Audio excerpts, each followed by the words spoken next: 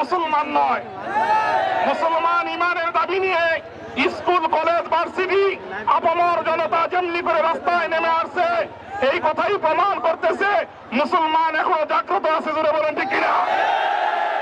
দুনিয়ার বেদিন বেঈমানদেরকে জানাইতে চাই, হে বেদিন বেঈমানেরা, মুসলমান এখনো মরে নাই। হে ফিলিস্তিনের মজলুম মা বোনেরা, ফিলিস্তিনের মজলুম ভাইয়েরা, মুসলমান এখনো তোমাদের পাশে আছে। এটাই আজকের বাস্তবতার প্রমাণ। জোরে বলেন ঠিক কিনা?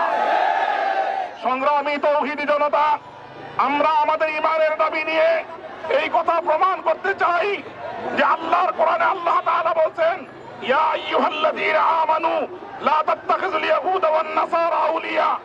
আজকে বাস্তব প্রমাণ হয়ে গেছে ইহুদি এবং নাসারারা ওই কুলাঙ্গার দাম, তারা কোনো মুসলমানের ভাই নয়, মুসলমানের আপন নয়, তারা মুসলমানের চিরশত্রু। জোরে বলেন ঠিক কিনা?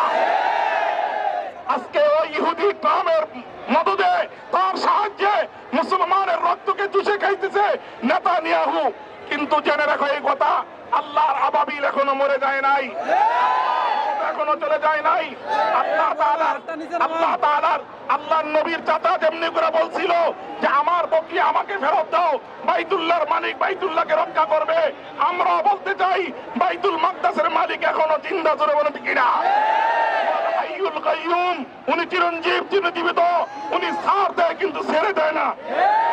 এজন্য সংগ্রামী তৌহিদি জনতা, আমরা কাবরে না যাই, আমরা পেরেশান না হয়ে যাই। আমরা আমাদের ইমানের প্রকাশ করার জন্য ইমানের দাবি নিয়ে আজকে এই জায়গায় একত্রিত হয়েছি। আমাদের আজকে বড় একটা প্রতিবাদ হইল, দাবি হইল, এই শুধু গ্রাম জড়ানো দাবি নয়, আমাদের অর্থের একটা টাকা যেন বেদিনের পকেটে না যায়। আমার বাচ্চা যখন একটা কোকা কোলা খাইতে যাবে, আমি বলবো যে আমার আদরের সন্তান, এই কোকা কোলার ভিতরে মুসলমানের রক্ত জড়িত আছে। জোরে বলেন ঠিক কিনা? আমার বাচ্চা যখন ম্যাগি লুডুস খাইতে যাবে, তখন আমি বলবো যে এই লুডুসের মধ্যে মুসলমানের রক্ত জড়িত আছে। কারণ এই টাকা দিয়া মুসলমানের গায়ের মধ্যে বোমা মারা হয়, এই টাকা দিয়া মুসলমানের রক্ত খেতে হয়, খেতেছে। এই জন্য মুসলিম ভাইয়েরা আমার, এই জন্য মুসলিম মিল্লাত আমার অনুরোধ করতেছি যে আমরা আজকের এই ময়দান থেকে শপথ করি, প্রতিজ্ঞা করি, আমার বিবিকে বুঝাই, আমার সন্তানকে বুঝাই, কোন একটা ইসরায়েলি পণ্য যেন আমাদের ঘরের ভিতরে না ঢুকে। জোরে বলে ঠিক না?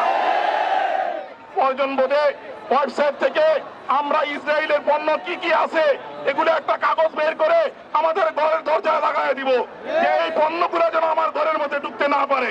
এটা হবে আজকে আমাদের মুসলমানের সবচেয়ে বড় প্রতিবাদ, এটা হলো আজকে আমাদের মুসলমানের সবচেয়ে বড় দাবি। আমার গায়ের রক্ত জড়াইলাম, আমার পরিশ্রমের টাকা যেন ওই ইহুদিদের পকেটের মধ্যে না যায়। এই জন্য আমরা সতর্ক থাকবো।